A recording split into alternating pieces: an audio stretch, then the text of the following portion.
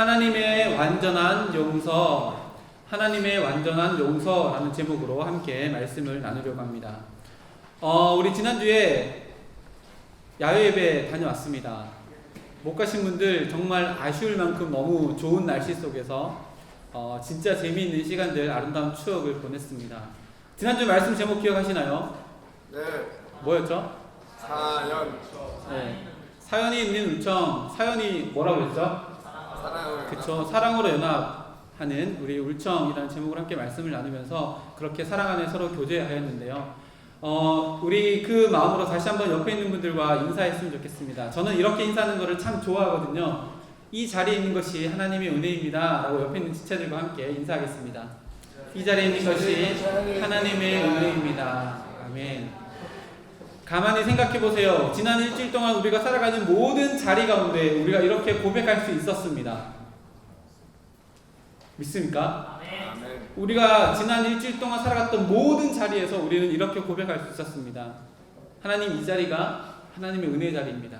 하나님, 이 자리가 하나님의 축복의 자리입니다. 고백할 수 있었습니다. 왜 그럴까요?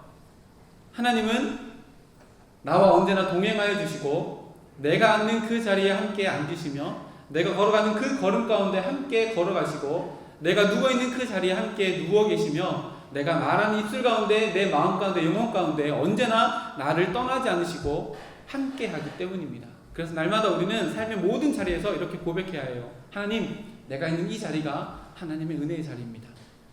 하나님, 내가 서 있는 이 자리, 하나님께서 세워주신 이 자리가 하나님의 축복의 자리입니다 라고 고백할 수 있어야 합니다. 오늘도 이 자리가 하나님의 은혜의 자리, 축복의 자리인 줄 믿습니다. 하나님을 찬양하는 찬양이 있고 하나님께 향하여 우리의 간구함을 올려드리는 기도가 있고 또 하나님의 말씀이 있습니다. 더불어 함께 하는 지체들과의 나눔의 시간이 우리 가운데 있습니다. 그래서 하나님께서 우리 이것 가운데 불러주신 이 자리가 하나님의 은혜의 자리인 줄 믿습니다. 오늘 말씀의 제목이 하나님의 완전한 사랑입니다. 용서입니다. 하나님이 우리를 용서해 주셨어요. 오늘 계속해서 찬양하는 게 그 용서에 대한 찬양이었어요. 우리의 죄를 용서해 주셨고 그 용서하심 때문에 이제는 우리가 눈물을 닦고 하나님께 살아가신 그 기쁨 가운데 누리며 살아갈 수 있다. 우리가 찬양했습니다. 하나님의 용서하심이 완전하다는 것이 우리의 삶에 어떠한 의미로 다가올까요? 하나님이 우리를 용서해 주셨는데 이 용서하심이 완전하대요. 그러면 이것이 어떤 의미로 우리의 삶 가운데 다가올까요? 첫 번째는 하나님의 용서가 완전하다는 것은 무엇을 포함하고 있냐면 하나님의 용서가 무한하다는 것을 포함하고 있습니다. 무한하다는 것이 어떤 의미일까요? 지난 일주일 동안 우리가 삶을 살아가면서 하나님과 날마다 함께 있어야 하는 삶의 자리였지만 때로는 직장 속에서, 학교 속에서, 때로는 내 친구들과의 만남 속에서, 직장 동료들과의 만남 속에서 하나님이 마치 계시지 않는 것처럼 행동하며 말했고 생각했던 그 자리 모든 것들을 가지고 나와서 하나님께 매번 하나님께 용서를 구해도 하나님의 용서하심은 계속해서 물을 퍼내도 끊임없이 솟아나는 샘물처럼 무한한 사랑이다, 용서하심이다, 긍휼하심이다 라고 이야기하는 것이 하나님의 용서하심이 완전하다라고 하는 의미를 포함하고 있습니다.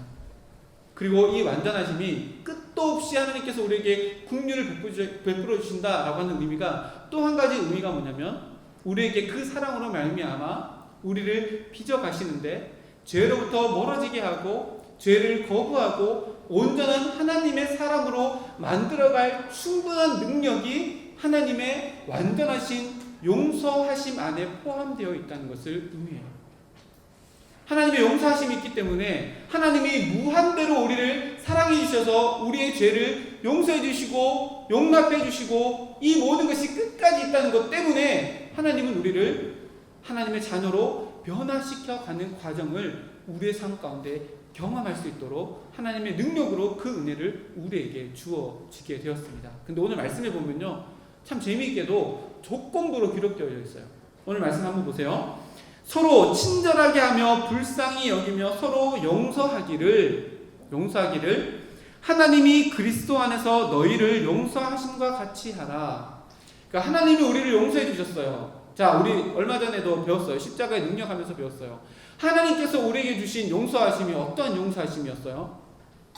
모든 인간은 죽고 마지막에 어떻게 된대요? 하나님의 심판대 앞에 서게 되어지는데, 그때 모든 인간은 하나님을 영화롭게 한 인생을 살았느냐, 예수 그리스도를 믿고 하나님의 백성으로 이 땅 가운데 구원을 이루며 살았느냐를 기준으로 한편은 좌편, 한편은 우편으로 나누어져서 천국과 지옥으로 나누어지는 그 심판대 앞에 서게 되는데, 모든 인간은 자기가 태어나면서부터 가지고 왔던 이 원죄의 문제를 해결할 수 없기 때문에 하나님께서 예수 그리스도를 이 땅 가운데 보내시고 하나님과 우리를 화목하게 하는 화목 제물로 십자가 달려 죽으시기까지 하셨고, 우리의 산 증인이 되고 소망이 되시기 위해서 부활하셨어요. 이것을 믿으면 하나님의 십자가의 심판대 앞에서 우리를 죄인이지만 의롭다고 여겨주시는 의인의 옷을 입혀주셔서 우리를 구원, 영생의 길로 인도해 주시는 이 은혜를 우리가 받았어요. 이것이 우리가 하나님께서 주신 은혜예요.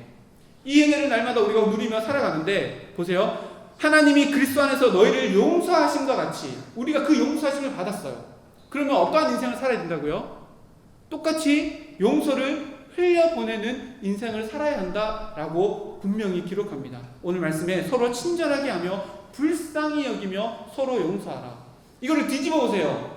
내가 용서하지 못하는 인생을 살아간다면 그게 뭘 의미한다고요? 내가 하나님께로부터 받은 이 용서하심이 무엇인지 온전히 깨닫지 못했다는 것을 반증한다고 오늘 말씀은 기록하고 있는 거예요.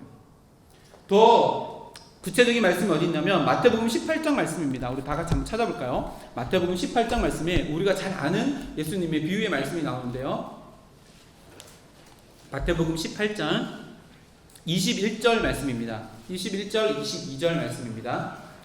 신약성경 30페이지에 있습니다. 마태복음 18장 21절, 22절 말씀 다 같이 읽겠습니다. 시작. 그때에 베드로가 나와 이르되 주여, 형제가 내게 죄를 범하면 몇 번이나 용서하여 주리이까? 7번까지 하오리이까? 예수께서 이르시되 내게 이르노니 7번뿐 아니라 7번에 70번까지라도 할지니라. 아멘. 여기도 용서에 대한 하나님의 말씀이 나오는데요. 베드로가 물어봐요. 예수님, 사람들이 나에게 잘못을 하고 서로 잘못을 하면 몇 번까지 용서해 줄까요? 7번까지 할까요? 라고 물어봐요. 이때 당시에 랍비들이 그러니까 유대인들의 선생님들이 가르치기를 어떻게 가르쳤냐면, 너에게 잘못하는 사람들을 3번까지 용서해라. 3번까지 용서해라. 그것으로 충분하다라고 가르쳤어요. 그런데 베드로가 몇 번까지 용서한다고 그랬어요? 7번까지 용서한대요. 이게 뭘 의미할까요? 인간의 한계를 의미해요. 7번이 유대인들에게는 완전수잖아요. 7번까지 하면 되겠지요? 라고 했더니 예수님께서 진짜 감당 안 될 만큼의 숫자를 제시하시는데 몇 번이래요? 7번씩 70번이래요. 7, 7이 49, 뒤에 한개 붙이면 490번을 용서하래요. 그러면서 비유의 말씀으로 하나의 이야기를 말씀해 주시는데, 어떤 주인이 있어요. 근데 그 사람한테 돈을 빌린 사람이 있는데 얼마를 빌렸냐면 10,000달란트를 빌렸어요. 10,000달란트가 얼마일까요? 여기서 금인지 음인지 안 나왔지만 한 달란트는, 달란트라는 게 무게 단위예요. 제가 정확하게 기억하고 있는지 모르겠지만 34점 몇 킬로가 1달란트예요. 그럼 10,000달란트면 얼마일까요? 예를 들어볼까요? 금이 한 돈에 얼마죠? 지금 한 20만 원? 하죠. 제가 20년 전 결혼할 때는, 10년 전 결혼할 때는 그 돈에 19만 얼마였거든요. 지금 더 올랐겠죠. 근데 한 달란트가 34kg 정도 돼요. 근데 10,000달란트예요. 그럼 도대체 얼마일까요? 10,000달란트가 어마어마한 돈이에요. 어마어마한 돈이에요. 이렇게 얘기하면서 주인이 10,000달란트 빚진 자를 불렀어요. 불러다가 야, 너 나한테 10,000달란트를 빚졌는데 빚을 갚아라 라고 했더니 18장 몇 절이냐면 25절 말씀 보면, 갚을 것이 없는지라. 주인에 가요. 10,000달란트 너 나에게 빚졌지? 돈을 갚아 라고 했더니 저 갚을 거 없는데요. 사실이죠. 10,000달란트 어떻게 갚아요? 왜 빌렸는지도 기억되지 않지만 이걸 뭘 의미하냐면, 모든 인간들은 자기 스스로의 능력으로 갚을 수 없는, 하나님께 갚을 수 없는 그 무엇인가가 있는 거예요. 이게 뭐예요? 원죄의 문제예요. 이거는 하나님께 우리가 그 어떤 것으로도 대가를 지불해서 이것을 해결할 수 없는, 진짜 우리가 상상치도 못하는 10,000달란트에 해당하는 이 빚인 거예요. 그 빚을 갚아라 했더니 갚을 거 없는데요. 진짜 인간은 하나님께서 우리에게 아담의 후예들이 우리에게 준 이 원죄 문제를 그 어떤 것으로도 해결할 수 없는 거예요. 그래서 이 주인이 어떻게 했냐면 용서해 주는 거예요. 그래, 네가 없구나. 그러면 내가 너에게 용서를 해줄게. 없는 걸로 해줄게. 그리고 이 10,000달란트 받은 사람이 엄청나게 큰, 진짜 감당 안 되는 은혜를 받게 된 거예요. 이 사람이 그래서 이제 자유하게 되었어요. 와, 내가 10,000달란트 빚졌다가 이제 모든 것을 다 탕감하고 나는 이제 자유인이 되었어. 이제 매달마다 이자도 안 내도 되고 원금도 안 갚아도 돼. 와, 나 진짜 최고야. 그리고 밖에 나가서 생활을 하는데 그 10,000달란트 빚진 자에게 오늘 말씀해 보면 28절에 보면 100데나리온 빚진 사람이 있는 거예요. 자, 데나리온은 얼마일까요? 한 데나리온은 1일 품삯이에요.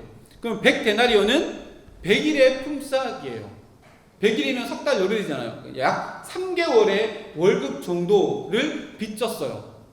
이 10,000달란트 받은 사람에게 어떤 사람이 100데나리온을 빚진 거예요. 근데 이 10,000달란트 용서받은 사람이 어떻게 하냐면 이 100데나리온 받은 사람을 갚을 능력이 없다고 어떻게 해요? 감옥에 쳐넣어요. 근데 이 소문을 누가 알아요? 10,000달란트를 탕감해준 주인이 안 거예요. 그리고 10,000달란트 탕감받던 그 종을 다시 불러다가 네가 은혜를 받지 못했구나 라고 하고 책망해요. 그러면서 이 말씀 위에 뭐가 있었다고요? 490번이라도 네가 용서하라 라고 해요. 490번은 무한대의 하나님의 은혜를 이야기해요. 오늘 우리의 말씀의 제목인 하나님의 완전하신 용서하심을 나타내요. 10,000달란트 탕감 받았다는 것은 완전하신 하나님의 용서하심을 우리가 받았다는 것을 의미해요. 그러면 우리의 삶이 어때야 돼요? 이 10,000달란트 받은 사람처럼 나에게 작은 잘못, 내가 죄를 구원받은 것에서 용서받은 것보다 더 큰 잘못이 어디 있을까요? 더 큰 은혜가 어디 있을까요? 우리 인생 가운데 이거보다 더 큰 용서와 더 큰 은혜는 없어요. 그러니까 내 인생 가운데 나타나는 모든 사람들이 나에게 잘못을 했든 이런 잘못했든 저런 잘못했든 그것은 다 뭐예요? 100데나리온의 가치밖에 안 되는 거예요. 우리는 이미 10,000달란트나 되는 용서를 받은 자이기 때문에 그것을 충분히 용서할 수 있는 마음이 이미 우리에게 주어져 있다는 것을 얘기하며 너희들은 하나님의 완전하신 용서하심을 받은 자이다 라고 이렇게 조건부로 이야기해요. 그리고 우리가 주기도문에 어떻게 기도해요? 우리가 죄를 사하여 준 것처럼 우리 죄를 사하여 주십시오 라고 기도하라고 누가 가르쳐줬어요? 예수님이 우리에게 가르쳐주셨어요. 조건부처럼 들리죠. 내가 용서해주지 않으면 하나님의 용서가 나에게 없는 것처럼 보이지만 이 조건부처럼 기록되어 있는 문장의 진짜 의미가 뭐냐면 너희가 10,000달란트 탕감받은 완전한 하나님의 용서를 받은 사람이라면 이 용서를 흘려보내야 한다라고 하는 하나님의 숨겨진 의도가 있는 거예요. 우리는 이미 하나님의 완전한 사랑을 받은 사람입니다. 여러분 믿습니까? 우리는 하나님께 그 어떤 것으로도 갚을 수 없는 이 10,000달란트의 빚이 있었는데 이 빚을 예수님께서 다 갚아주셨어요. 우리가 예수님을 믿음으로 말미암아 그 완전하신 하나님의 용서하심이 나의 것이 되었어요. 우리는 이미 그 용서하심을 다 받은 존재들이에요. 그러면 우리의 삶 가운데 그것을 흘려보내야 한다 예수님께서 말씀하시는 거예요. 그래야지만 우리가 내가 받은 이 10,000달란트의 탕감받은 완전하신 은혜와 완전하신 용서가 진정으로 나의 것이 된다라고 예수님께서 우리들에게 말씀해 주시는 거예요. 불가능한 것을 우리에게 요구하시는 것이 아니에요. 불가능한 것은 누가 이미 가져가셨어요? 예수님의 십자가로 말미암아 하나님께서 다 해결해 주셨어요. 불가능한 것을 우리에게 요구하시는 것이 아니라 불가능한 것을 해결받은 사람으로서 가능한 것들을 우리의 삶 가운데 구체적으로 행해 나가며 살아라 라고 오늘 말씀을 통해서 우리들에게 가르쳐 주시는 거예요. 왜냐하면 불가능한 일은 하나님이 하셨지만 가능한 일은 내가 그것들을 가능하게 해 나가면서 내가 불가능한 완전하신 용서하심을 받았다는 것을 내가 행하는 그 가능한 일을 통해서 경험하고 깨닫는 삶을 매일매일 살아라고 우리에게 이렇게 요구하시는 거예요. 내가 너희들 이렇게 기도해라 라고 예수님께서 가르쳐주면서 이렇게 기도하래요. 너희가 서로 용서한 것처럼 하나님 나의 죄도 용서해 주십시오. 이게 뭘 의미해요? 내가 먼저 이미 완전한 사랑을 받은 존재이니 불완전하고 불가능한 것들은 이미 하나님께서 다 하셨으니 너희들이 할 수 있는 거, 서로를 용서하고 용납하고, 오늘 말씀에서처럼 피차 서로 사랑하고 피차 서로 권면하고 서로 용서하는 그 가능한 일을 행하면서 불가능한 용서하심을 받은 우리들의 존재가 어떠한 존재인지를 깨달아라, 오늘 말씀 가운데 이야기하고 있어요. 그래서 우리의 삶은, 모든 성도의 삶은 그 기초에 오늘 말씀의 제목처럼 하나님의 완전하신 용서하심, 그 기초 위에 우리 인생이 세워져 있는 거예요. 이 하나님의 완전하신 용서하심은 무한하고 우리를 죄에서부터 멀어지게 할 능력을 가지고 있는 회개의 또 완전하신 용서의 은혜임을 이 시간 우리가 깨달아야 해요. 그러면 이렇게 오해할 수 있어요. 목사님, 그러면 가만히 생각해 보니까 하나님의 이 용서가 완전하고 무한되고 끝도 없다면 이렇게 착각할 수 있어요. 목사님, 맨날 똑같은 죄를 짓고 살다가 죽기 전에 딱 한 번 이제 회개하면 되겠네요. 그쵸? 계산기 두드려보면 그렇잖아요. 뭐 평생 그냥 똑같은 죄 짓다가 세상 속에서 살다가 흥청망청 이렇게 쾌락을 누리며 살다가 교회 올 때면 또 이렇게 싹 씻고 와가지고 아닌 것처럼 이렇게 살다가 죽기 전에 하나님 완전한 사랑을 의지하며 하나님 회개합니다, 이러고 하면 되겠네요. 그런 사람이 누구더라고요? 오늘 예수님의 비유에 나온 만달란트 받은 사람이에요. 자기가 받은 완전하신 용서하심을 자기의 삶 가운데 자기가 서로를 용서해 주면서 경험하지 못하고 살아가는 사람의 표본이 오늘 만달란트 탕감받은 이 어리석은 종의 모습이에요. 하나님은 우리에게 완전하신 용서를 은혜로 주셨어요. 이것을 은혜로 받고 감사함으로 받고 하나님께서 나에게 베푸신 긍휼로 받을 때에 우리에게 온전한 은혜가 되어져요. 근데 많은 사람들이 이 완전하신 은혜를 어떻게 하냐면 오용하는 거예요. 선용해야 하는데 오용하는 거예요. 우리도 하나님께서 주신 은혜 오용하는 거 너무 많잖아요. 그렇지 않아요? 제가 일전에 설교할 때도 이런 그 말씀을 한 번 드렸는데요. 제가 어떤 다른 교회에서 사역할 때 전도사님 한 분이 이렇게 이야기하는 거예요. 목사님, 저 주중에 학교 다니면서, 그 친구가 전도사 신학교 다니는데 신학교 학교 다니면서 점심시간에 혼자 밥 먹다가 울었어요, 이러더라고요. 야, 혼자 밥 먹는 것도 서러운데 왜 혼자 밥 먹다가 울었어? 라고 얘기했더니 그 친구가 이렇게 얘기하는 거예요. 자기가 이 밥을 먹고 이 밥이 에너지가 되어서 힘을 내잖아요. 그래서 저녁 먹을 때까지 또 힘을 내서 열심히 일하는데 이 밥을 먹고 내가 하나님이 원하지 않는 일을 할 걸 알면서도 나에게 이 일용할 양식을 주니까 하나님의 사랑이 얼마나 큰지 그걸 밥 먹고 깨닫다가 눈물을 흘렸대요. 하나님께서 우리에게 오늘 또 호흡할 수 있는 생명을 주셨고 오늘 또 이곳 가운데 나와서 예배드릴 수 있는 힘도 주셨어요. 여러분의 삶의 자리에서 하나님을 섬길 수 있는 수많은 자리도 허락해 주셨어요. 그것이 직장의 자리이든 또 학교의 자리이든 가정의 자리이든 어떤 자리든 다 주셨어요. 근데 그 자리에서 우리가 영원히 하나님만을 바라보며 영광 올려드리며 살아가나요? 그렇지 않아요. 때로는 하나님께서 주신 은혜를 내 쾌락을 위해서 사용하기도 해요. 때로는 하나님께서 주신 이 은혜를 마치 내 권리인 양 하나님께 따지듯이 더 달라고 요구할 때도 있는 것이 우리들의 모습이에요. 은혜를 오용하는 것이 아니라 선용해야 해요. 하나님의 완전한 이 용서하심을 오용하면 이 만달란트 탕감받은 어리석은 종의 삶이 되어지고 마는 거예요. 그럼 선용하는 게 뭘까요? 어떻게 하면 선용할 수 있을까요? 하나님의 완전한 이 용서하심이 내 삶 가운데 내 인생의 기초가 되어진다면 어떻게 이것을 선용할 수 있을까요? 하나님의 용서하심, 완전한 용서하심이 우리의 모든 삶 가운데 흘러가고 묻어나고 또 내 모든 삶 가운데 채워질 수 있어야 해요. 되게 추상적이잖아요. 이걸 구체적으로 한번 실천해 볼까요? 영어에 보면 이런 문구가 있어요. God is everywhere. 하나님은 모든 곳에 편재하시는 분이에요. So pray anywhere. 그래서 우리는 기도할 수 있어요. 어떠한 장소에서도. 이게 뭘 의미할까요? 하나님의 완전한 용서하심과 사랑은 우리의 모든 자리에서도 동일하게 우리 가운데 허락되어진 하나님의 축복이며 은혜예요. 그러면 내 모든 삶의 자리에 하나님이 들어오셔서 초대되어지면 얘기했던 것처럼 우리는 기도할 수 있어요. 무엇을 위해서요? 죄를 짓지 아니하기 위해서 기도할 수 있어요. 저는 결혼했어요. 결혼 이제 10년 차가 되었어요. 이거 진짜 예예요. 제가 바람을 피워요.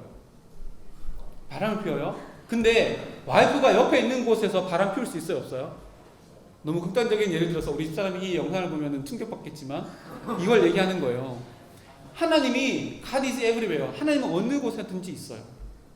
근데 하나님이 어느 곳에 있는 것을 우리가 날마다 인식하고 살아가면 내가 죄를 지을 수 있을까요? 하나님 앞에서 죄를 지을 수 있을까요? 와이프가 옆에 있는데 바람 피는 사람 남자가 어디 있어요? 아무도 없어요. 아빠 엄마가 옆에 있는데 아빠 엄마 욕하는 사람 어디 있어요? 아무도 없어요. 눈에 보이면 절대 그렇게 하지 못해요. 하나님은 모든 곳에 편재하시는 분이세요. 오늘 말씀의 제목처럼 하나님의 완전하신 용서하심은 내 모든 삶의 자리 가운데 편재하고 있어요. 그 자리에 하나님을 초대하면 절대로 우리는 죄에서부터 자유할 수 있는 능력을 마음껏 누릴 수 있어요. 이것이 우리가 죄를 멀리하고 하나님의 완전한 용서하심을 나의 것으로 날마다 삶에 채우며 살아갈 수 있는 길이 우리에게 열려지는 거예요. 오늘 여기 보면 유기성 목사님이 쓴 책에 보면 유기성 목사님이 하나 제안을 해요. 여러분들이 동일한 죄를 지을 때에 이렇게 한번 해보십시오 라고 하고 제안을 하는 게 있는데 뭐냐면 한문으로 발을 정자 다 쓰면 5번이잖아요. 그렇죠? 하나님께 동일한 죄를 지었을 때 발을 정자 하나를 쓰고 하나님 죄를 용서해 주십시오. 그러면 하나님께서 그래 내가 너 죄를 용서해 줄 것이다 라고 응답해 주셔요. 또 동일한 죄를 지었어요. 그래서 또 한 번 발을 정자를 긋는 거예요. 또 죄를 지었어. 또 발을 정자를 긋는 거예요. 그렇게 해서 날마다 하나하나 그을 때마다 하나님께 용서를 구하면 몇 번까지 그을 때까지 똑같은 죄를 범죄할 수 있을까요? 100번? 50번? 100번? 예수님께서 말씀하셨던 것처럼 490번까지 다 할 때까지 그 동일한 죄를 하나님께 범죄할 수 있을까요? 절대 없어요. 이게 뭘 얘기해요? 죄를 짓는 그 순간, 그 자리, 그 상황, 그 마음, 그 생각 가운데 하나님이 완전하신 하나님의 용서하심과 긍휼하심이 나에게 있다라고 그 자리에 초대하면 하나님 앞에서 절대로 범죄하지 않을 거예요. 죄는 더 이상 그동안 유혹했던 그 모든 것들이 다 유혹거리가 되어지지 않는 그 상황을 여러분의 삶 가운데서 경험하게 되어질 거예요. 우리가 잘 아는 꿈의 사람 요셉은 형들에게 팔렸어요.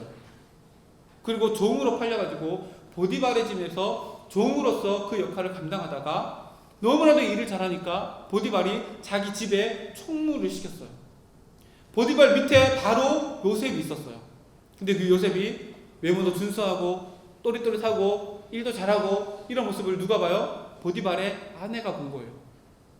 보디발의 아내가 어느 날은 아무도 없고 요셉과 단 둘이 있는데 동침하기를 요구해요. 그때 요셉이 뭐라고 얘기해요? 뿌리치면서 옷을 벗어 뿌리치면서 이렇게 얘기해요. 내가 어찌 이 큰 죄악을 보면서 하나님 앞에 범죄할 수 있으리요. 거기서 나온 말이 우리가 잘 아는 코람 데오, 하나님 앞에서. 그래서 제 카톡에 코람 데오, 한 분의 청중 앞에서. 제 인생의 슬로건이에요. 하나님 앞에서 살아가는 인생을 살았기 때문에 요셉은 범죄하지 않았어요. 그 범죄뿐만 아니라 요셉은 형들에게 팔려서 종으로 끌려가면서 노예로 끌려가면서도 성경에 원망했다는 한마디의 말도 없어요. 보디발의 집에서 누명을 쓰고 감옥에 갇혔지만 원망했다는 그 말이 한마디도 없어요. 왜 그럴까요? 요셉은 자기 삶의 자리 가운데 날마다 하나님을 초청하는 거예요. 어떤 하나님요? 완전한 용서의 하나님을 초청한 거예요. 그래서 누구를 먼저 용서해요? 자기를 팔아버린 형들을 용서하는 거예요. 자기의 누명 쓴 보디발의 아내를 용서하는 거예요. 그리고 감옥에 갇혀서 술 맡은 관원, 떡 맡은 관원 꿈을 해석해 주면서 당신들이 이곳에서 나가게 될 때에 나를 기억해 주십시오 라고 했는데 떡 맡은 관원은 거기서 처형당하고 죽고 술 맡은 관원은 술술 풀려가지고 나갔는데 요셉을 잊어버린 거예요. 근데 요셉은 그 자리에 또 누굴 초청해요? 완전하신 용서하심의 하나님을 초청하는 거예요. 그래서 술 맡은 관원 또 용서하는 거예요. 그렇게 용서하는 인생을 살아갈 때 하나님께서 요셉을 내버려 두셨나요? 내버려 두셨어요? 아니에요. 하나님 앞에서 날마다 살아가는 요셉을 완전한 용서하심 앞에 자기 인생을 세우는 그 요셉을 하나님께서 세우고자 하시는 그 자리에 하나님을 세우셨고, 하나님께서 원하시는 아름다운 용서의 아름다운 그 축제를 하나님께서 열어가셨어요. 형들이 찾아왔어요. 곡식이 없어서 찾아왔어요. 그 형들에게 뭐라고 선포해요? 형들을 다 용서하는 거예요. 왜요? 지금까지 모시고 살았던 그 하나님이 완전하신 용서의 하나님이시기 때문에 형들을 용서하지 못할 이유가 하나도 없는 거예요. 만달란트 받은 그 용서하심이 요셉의 마음 가운데 있었기에 자기에게 용서를 구해야 할 형들을 먼저 용서하며 살아갔던 모습이 오늘 이곳 가운데 요셉의 성경 말씀 가운데 요셉의 인생 가운데 우리에게 주어지고 있어요. 우리는 만달란트 용서받은 존재들이에요. 우리 인생 가운데 때로는 나에게 잘못하는 사람이 있어요. 나도 어떤 이에게 잘못하는 그런 상황들이 있을 거예요. 그렇다면 우리가 반드시 먼저 손 내밀어 용서를 구해야 되고 용서해 주어야 해요. 그렇게 할 때 우리의 삶 가운데 만달란트 탕감해 주신 완전하신 하나님의 용서하심이 내 마음 가운데 더 크게 자리 잡게 되어지고, 어느 순간 하나님께서 요셉처럼 우리도 완전하신 하나님의 긍휼하심 위에 세우신 우리의 인생이 하나님께서 쓰시는 그 자리에 우리를 세우셔서 하나님의 완전한 사랑을 더 크게 더 놀랍게 하나님께 영광 올려드리는 삶의 자리로 우리를 이끌어 가실 거예요. 우리가 날마다 우리 삶 가운데 그 완전하신 하나님의 사랑, 하나님의 긍휼하심 우리 가운데 초청할 수 있는 구체적인 또 다른 방법이 있어요. 그거 뭐냐면 죄를 바라보지 아니하고 언제나 내 삶 가운데 함께 해주시고 나와 동행하시는 하나님을 바라보는 거예요. 우리 말씀 한 개 더 찾을게요. 히브리서입니다. 히브리서 12장입니다. 히브리서 12장 2절 말씀입니다. 히브리서 12장 2절 말씀. 히브리서 12장 2절 말씀. 다 찾으셨죠? 우리 한 목소리로 읽어보겠습니다. 시작.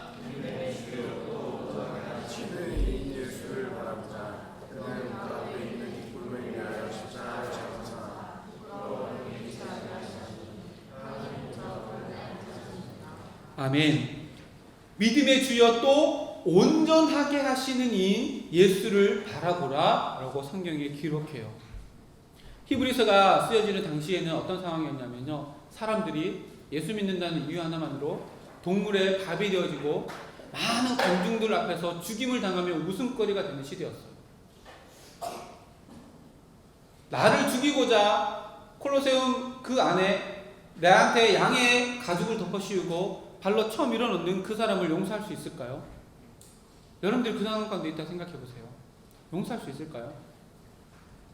내가 예수 믿는다는 것, 이 이유 하나만으로 나에게 양의 가죽을 덮어 씌우고 굶주린 사자가 들끓고 있는 이 원형 경기장 안에 나를 쳐넣는 그 사람들의 손길, 그 사람들의 눈빛, 그 사람들의 마음을 용서할 수 있을까요? 히브리서 이것을 받아보는 사람들의 상황이 그러한 상황이었어요. 근데 히브리서 기자가 이렇게 얘기하는 거예요. 무엇을 바라보지 말라고요? 자기를 원형 경기장에 놓고 예수 믿는다는 이유 하나만으로 사자밥으로, 히브리서 11장에 보면 톱으로 켜기도 하고 돌로 치기도 하고 목배임을 당하기도 하는 그 상황 속에서 자기를 해하고 죽이려고 하는 그 사람들을 바라보지 말고 온전하게 하시는 예수님을 바라보래요. 근데 그 예수님을 어떻게 설명하고 있냐면 그 뒤에 보세요. 12장 하반절에 보면 예수를 바라보라. 그는 그 앞에 있는 기쁨을 위하여 십자가를 참으사 부끄러움을 개의치 아니하시더니 하나님 보좌 우편에 앉으셨느니라. 그 주님을 바라보래요. 주님도 우리를 용서하시기 위해서 채찍질 당하셨고 침뱉음 당하셨어요. 가시면류관 쓰시고 찔리셨고 창에 찔리셨어요. 못박힘 당하셨고 우리를 위해 죽으셨어요. 그럼에도 불구하고 하나님이 원망했나요? 불평했을까요? 절대 그렇지 않았어요. 왜요? 하나님의 완전하신 사랑을, 완전하신 은혜와 용서를 그 십자가로 이루시기 위해서예요. 그분을 바라보래요. 근데 그분이 지금 십자가 달려 계시나요? 무덤에 계시나요? 아니에요. 2절 하반절을 보세요. 하나님 보좌 우편에 앉아 계셔요. 우리가 용서한다는 것이 나의 자존심을 짓밟을 일이라고 그렇게 여길 수도 있어요. 내가 용서하는 것이 나의 자존심을 뭉개고 또 내 체면을 깎아내리는 것처럼 느껴질 때도 있어요. 오늘 말씀처럼 부끄러움을 당해야 되는 그런 상황이 여겨질 수도 있어요. 그러나 우리가 그렇게 해야 되는 것은 우리의 인생이 하나님의 완전하신 용서하심 위에 세워진 인생이기 때문이에요.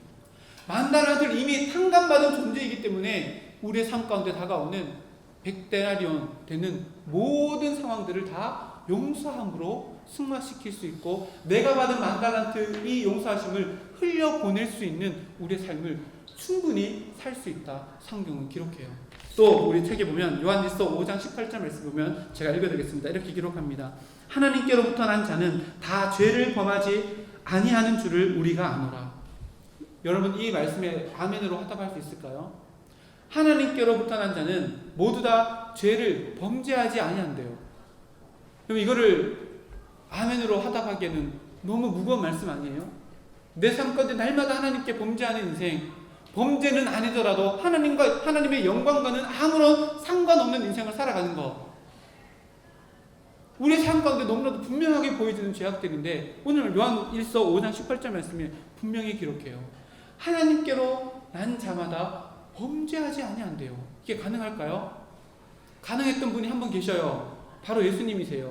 예수님은 30평생 사시다가 공생을 시작하기 전에 40일 동안 광야에서 금식하셨어요. 그리고 성령에 이끌려서 광야에서 사단에게 시험을 받으셨어요. 3가지 시험을 받으셨어요. 첫 번째 시험이 뭐예요?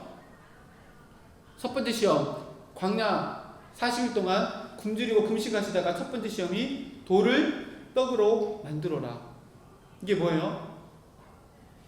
본능적인 유혹을 의미해요. 두 번째는 뭐예요? 성전에서 네가 떨어져라. 그러면 네가 하나님의 아들이면 천사들이 와서 발이 땅을 닿기 전에 너를 구원해 줄 거다. 이거는 명예욕이에요. 그 다음 세 번째는 모든 온 천하를 보여주면서 네가 나에게 절하면, 예수님께 사단이 얘기하는 거죠. 네가 나에게 절하면 이 온 우주 만물을 너에게 주겠다라고 얘기했어요. 이게 뭐예요? 소유욕이에요. 이 세 개를 다 예수님께서 승리하셨어요. 어떻게 승리할 수 있었을까요? 예수님은 사단이 유혹하려고 찾아왔어요. 처음에 만든 아담과 하와를 유혹하듯 예수님을 찾아와서 예수님께 똑같이 유혹해요. 근데 하와는 넘어갔어요. 그 유혹에 넘어가서 어떻게 했어요? 보원직도 하고 모금식도 하고 탐스럽기도 해서 그것을 따먹은 이후로 범죄하게 되었어요. 근데 똑같은 시험을 두 번째 아담이라고 여겨지는 예수님께 했더니 예수님은 어떻게 돼요? 시험을 넘어지지 아니하고 그것을 넘어가게 되었어요. 어떻게 해요? 사단이 가지고 왔던 유혹거리 이 세 가지가 예수님께는 유혹거리가 안 되는 거예요. 배고픔, 처음에 네가 이거 먹는 거 쾌락, 육신적인 쾌락을 이야기하거든요. 이것 가지고 유혹을 딱 왔더니 예수님은 이거에 유혹거리가 안 되는 거예요. 두 번째, 명예요. 예수님 명예요. 예수님이 이미 하나님의 아들이세요. 명예요. 이거 유혹거리가 안 되는 거예요. 또 소유요. 이것도 거리가 안 되는 거예요. 죄를 지을 수 있는 그것이 모든 것들이 유혹거리가 안 되는 거예요. 우리가 날마다 하나님의 온전하신 국률하심을 내 삶 가운데 채워나가면 이렇게 되어진다는 거예요. 나를 유혹했던 것이 더 이상 유혹거리가 안 되는 거예요. 저는 고등학교 때, 중학교 때는 아니고 고등학교 때 술, 담배 했었어요. 친구들이랑 술 마시고 당구장 가서 담배도 피우고 다 했었어요. 근데 하나님을 딱 만나고 나니까 더 이상 유혹거리가 안 되는 거예요. 여러분들도 똑같잖아요. 술 유혹거리 되는 친구들 분명 있을 거예요. 찔림이 있는 친구도 있을 거예요. 사단은 그걸 붙잡고 우리의 삶에 파고드는 거예요. 유혹거리가 될 만한 것들을 우리에게 날마다 유혹거리로 또 죄를 범죄하라고 우리를 붙잡고 이렇게 줄다리기 할 거예요. 담배 그럴 거예요. TV 보세요. 저는 TV 광고 중에 제일 잘 만든 광고가 맥주 광고인 것 같아요. 볼 때마다 와, 청량감이 막 그렇지 않아요? 엄청 더운 날 맥주 막 촥 해가지고 먹으면 진짜 막 엄청 시원한 것처럼 느껴지잖아요. 근데 저한테는 전혀 유혹거리가 없어요. 전혀 유혹거리가 안 돼요. 예수님도 마찬가지였어요. 이 세 가지 유혹이 하와는 넘어갔고 아담은 넘어갔지만 예수님께서는 유혹거리가 안 되는 거예요. 말씀으로 다 승리하시는 거예요. 예수님의 하나님의 십자가의 그 완전한 은혜가, 완전한 용서하심이 우리 가운데 진정으로 채워져 있고 내 삶의 자리에, 모든 삶의 자리에 예수님을 초대하면 나를 넘어뜨렸던 유혹거리가 이제 더 이상 유혹거리가 안 되는 거예요. 혼자 있을 때 시간, 음란물을 봤던 그 시간, 이제는 유혹거리가 되었지만 그 자리에 하나님을 초대해 보세요. 하나님과 함께인데 그것이 유혹거리가 될까요? 하나님이 보고 계신데 나에게 온전한 사랑을 주시고 완전하신 용서하심을 주시는 그 주님이 지금 이 자리에 함께 계시는데 그 음란물이 유혹거리가 될까요? 안 되는 거예요. 그러면 우리가 왜 넘어져요? 완전하신 하나님의 용서하심, 그 하나님을, 그 예수님을 내 삶의 자리에 초대하지 않기 때문입니다. 그래서 유혹거리가 되는 거예요. 그것이 사단에게 틈이 되어져서 그 틈을 타고 들어와서 우리를 범죄하게 하는 거예요. 그리고 주님께 나와서 기도할 때에도 또 틈을 타고 들어와서 야, 너 그렇게 범죄하고 나서도 이렇게 하나님께 엎드리냐? 너는 낯짝도 없냐? 그러면서 우리의 죄책감을 물고 늘어질 거예요. 근데 기억하세요. 그 죄책감 가운데 분명히 기억해야 해요. 하나님의 용서하심은 어떤 용서하심이에요? 완전하신 용서하심이에요. 끝이 있어 없어요? 없어요. 우리가 회개할 때마다 하나님 우리를 용서해 주신대요. 그러면 날마다 그 은혜를 우리 삶 가운데 선용하며 살아가야 해요. 어떻게 해요? 죄를 이길 수 있도록 회개함으로 하나님의 완전한 은혜를 아름다운 나에게 주신 은혜로 받아 누릴 수 있어야 해요. 이것이 하나님께서 주시는 완전한 용서의 의미예요. 우리의 모든 인생은 이 완전하신 하나님의 용서 가운데 세워진 인생이에요. 그렇다면 여러분의 삶의 모든 자리에 죄를 지었던, 반복돼서 죄를 지었던, 나 혼자 있을 때 죄를 지었던, 친구들과 함께 있으면서 술 마시며 또 세상의 쾌락을 누리며 지었던 그 모든 자리에 내 만달란트를 탕감해 주신 그 예수님을 초대하세요. 예수님과 함께 했는데 죄를 지을 수 있을까요? 절대 없어요. 절대 없어요. 말씀 하나 찾을게요. 시편 139편입니다. 시편 139편.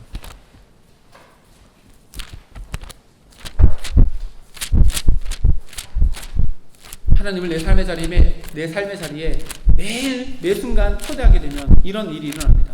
139편입니다. 1절부터 139편 1절부터 5절까지입니다. 시작.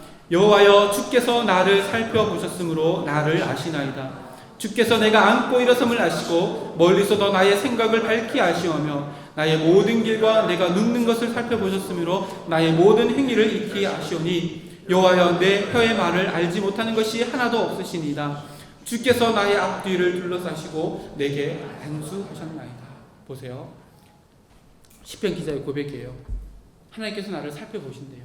다시 말하면 살펴보시다가 왜 살펴보셔요? 하나님을 초청하면 내 삶의 어느 자리에도 나에게 오시려고 하나님께서 나를 살펴보시는 거예요. 그 뒤에 보면 주께서 내가 앉고 일어섬을 아신대요. 이 고백이 언제 일어날 수 있을까요? 내가 앉고 일어설 때도 하나님을 초대하여 내 인생 가운데서 초대하는 사람만이 이런 고백을 할 수 있는 거예요. 그 뒤에 보세요. 멀리서도 나의 생각을 밝게 하시며 내 생각 가운데 온전한 완전하신 국률하심을 우리에게 주시는 예수님을 초대하는 거예요. 잘못된 생각, 사람들을 미워하고 시기하고 마음속으로 분노하고 그 사람들 헐뜯는 그 생각 가운데 국률하신 하나님을 초대하는 거예요. 그 뒤에 보세요. 모든 길과 내가 눕는 것을 살펴보셨으므로 내 행위를 익히 하시오며 내 모든 삶의 길 가운데 내 모든 행위 가운데 완전하신 국률하심을 우리에게 허락해 주시는 예수님을 초대하는 거예요. 그리고 그 뒤에 보세요. 여호와여, 내 혀의 말을 알지 못하는 것이 하나도 없으십니다. 내 말 가운데 주님을 초대하는 거예요. 어떤 주님을요? 완전하신 용서하심을 우리에게 주셨던 그 주님을 초대하는 거예요. 그러면은 우리 행위 가운데 내가 눕고 일어서는 가운데 내 행함의 모든 길 가운데 우리가 범죄할 수 있을까요? 절대 범죄할 수 없어요. 왠지 알아요? 5절 말씀이 내 인생 가운데 모든 삶의 자리에 예수님을 초대할 때 5절 말씀이 우리 삶 가운데 이루어지기 때문이에요. 보세요. 주께서 나의 앞뒤를 둘러싸시고 뭐 하신대요? 나를 안수하여 주신대요. 앞뒤를 둘러싼다는 게 뭐예요? 안아주는 거예요. 나를 안고 계시는 거예요. 내 삶의 모든 자리에 주님을 초대하면 완전하신 국률하심을 나에게 주시고 완전하신 용서하심을 나에게 주신 그 주님을 초대하면 주님께서 날마다 나를 안아주는 삶을 사는 거예요. 그리고 어떻게 하신다고요? 우리를 안수하신대요. 축복하여 주신다는 거예요. 네가 만달란트 받았지, 그 사랑을 날마다 흘려보내는 그 상황 가운데 내가 너와 안아주고 내가 너와 함께하며 내가 너를 축복한다. 이 삶이 우리 삶 가운데 채워지는 거예요. 그럴 때 아까 읽었던 요한일서 5장 말씀이 우리 가운데 이루어지는 거예요. 하나님께로부터 난 자마다 범죄하지 아니하는 줄을 압니다. 범죄하지 않는 삶이 우리 가운데 가능한 삶으로 우리에게 이미 주어졌어요. 왜냐하면 우리의 삶은 완전하신 하나님의 용서하심 위에 세워진 인생이기 때문에 그렇습니다. 일본 얘기를 해서 지금 시대가 그렇지만 어쨌든 일본에 보면 도자기 공예 중에 하나가 있어요. 아까 사진 좀 띄워주세요. 이거 본 적 있어요? 도자기인데 특이하죠. 중간에 저게 무늬가 아니에요. 무늬가 아니고 깨어진 도자기 그 틈 사이를 금으로 메꾸었어요. 그리고 다시 합쳐서 다시 도자기를 만든 거예요. 이게 뭘 이야기할까요? 마귀는요, 우리의 삶 가운데 틈을 타고 들어와요. 에베소서 4장 20 몇 절에 보면, 몇 절이죠? 에베소서 4장의 말씀 보면 마귀는 마귀에게 틈을 주지 말라라고 해요. 그 틈이 뭐예요? 그 틈이 어디예요? 내 삶의 자리에 잘 들으세요. 내 삶의 자리에 완전하신 용서를 주신 하나님을 초대하지 않는 그 자리를 사단은 틈을 타고 들어와서 우리를 깨부시려고 해요. 하나님과 단절시키려고 하고 예수님과 단절시키려고 해요. 영원한 생명에서 우리를 단절시키려고 해요. 근데 그 자리에 누구를 초대해요? 우리 용서하신 완전한 용서하심에 주체되시는 그 주님을 초대하는 거예요. 그럼 그 틈이 메꾸어져요. 이렇게 깨어진 것이 금으로 메꾸어진 것처럼 우리의 삶이 모든 틈이 예수님으로 말미암아 메꾸어져요. 그러면 그 틈이 무늬가 되어지고 더 아름다움이 되어져서 우리의 삶을 더 온전한 그릇이 되어지는 거예요.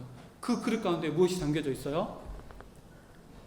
보라, 우리에게 보배를 갖고 있는데 그 그릇이 보배를 질그릇에 담고 있대요. 저는 이 말씀 볼 때마다 되게 의아했어요. 하나님, 우리의 마음을 강철로 만들어주시면 예수님의 보배를 담을 때 너무 좋은 용기가 될 텐데 왜 질그릇에 담아주셨습니까? 그렇지 않아요? 성경 말씀 보세요. 질그릇에 보배로 온 예수님을 담아주셨대요. 왜 굳이 질그릇에 예수님의 보배를 우리에게 담아주셨을까요? 질그릇은 깨어지기 쉬워요. 근데 왜 예수님이 거기 담겨 놓으셨을까요? 우리가 깨어질 때마다 완전하신 용서하심으로 우리를 붙들고 계시는 현재형으로 주어지는 하나님의 은혜가 우리의 삶 가운데 더 확실하게 우리가 경험하는 인생을 살기 위해 하나님께서 예수님을 담아주셨는데 보배로운 예수님을 질그릇에 담아주신 거예요. 깨어져도 괜찮아요. 근데 그 깨어진 틈을 무엇으로 메꿔야 해요? 완전하신 예수님의 용서하심, 예수님을 초대해서 그 깨어진 틈을 이렇게 메꾸는 거예요. 그러면 저 깨어진 틈이 많을수록 우리의 삶이 어떻게 될까요? 다 금이 되는 거예요. 우리의 모든 삶이 다 예수님으로 되는 거예요. 하나님께 회개하고 나아가고 나의 깨어진 틈입니다. 하나님, 나의 깨어진 틈입니다. 내 모든 죄악들을 하나님께 용서를 구할 때마다 내 깨어진 틈이 무엇으로 채워진다고요? 예수님으로 채워지는 거예요. 그러면 깨어진 틈이 더 많이 발견되어질수록 우리가 질그릇이 무엇으로 바뀌어져 나가는 거예요? 금으로 바뀌어져 나가는 거예요. 예수님으로 바뀌어져 나가는 거예요. 그래서 하나님으로부터 온 자는 범죄하지 않을 수 있는 온전하신 하나님의 그릇 안에 예수 그리스도를 담을 수 있는 우리들의 삶으로 하나님이 우리를 초청해 주셨어요. 이 그림 잘 기억하세요. 더 많이 깨어지면 깨어질수록 그 틈에 사단 마귀가 우리를 파고드는 것이 아니라 예수님을 초청할 때에 그 틈이 예수님으로 메꿔져서 더 견고한 그릇 위에 하나님의 온전하시고 완전하신 용서하심의 사랑이 우리의 삶 가운데 담겨질 때에 그것이 차볼로 넘치면 용서하지 못할 사람, 원수 같은 사람도 용서함을 통해서 내가 진짜 용서받은 존재임을 날마다 깨닫고 더 아름다운 삶을 살아가며 하나님께 영광을 올려드리는 삶을 살아가게 될 거예요. 아까 얘기했죠. God is everywhere. 하나님은 어느 곳에든지 있어요. 그 자리에 기도하는 자리가 되어서 하나님을 초대하고 완전하신 사랑의 주체 되시는, 용서의 주체 되시는 예수님을 초대하면 그 모든 깨어진 틈은 회개를 통해서 다 메꿔져서 우리의 삶이 회개의 눈물이 아니라 회개의 기쁨, 회개의 빛으로 드러나는 정말로 빛된 인생을 살아가는 우리의 모든 인생이 될 줄 믿습니다. 다가오는 일주일의 삶 가운데 하루하루 내 마음 가운데 원망하고 불평하고 나를 힘들게 하는 모든 관계들 가운데 내가 받은 완전하신 용서를 흘려보내고 또 사단이 나를 다가와서 그 틈을 예수님으로 초대함으로 말미암아 메꾸어서 온전하신 하나님의 사랑을 내 삶 가운데 경험할 수 있는 우리 모든 삶이 되기를 주님의 이름으로 축복합니다. 함께 기도하고 찬양하기를 소망합니다. 찬양팀 나와주시고 함께 기도하겠습니다.